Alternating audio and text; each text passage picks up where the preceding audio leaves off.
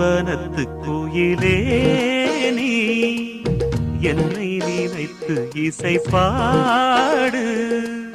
முல்லை வனத்து குளிரே நீ என்னை அழைத்து உறவாடு.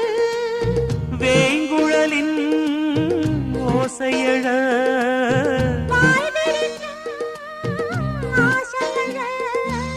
மார் மீது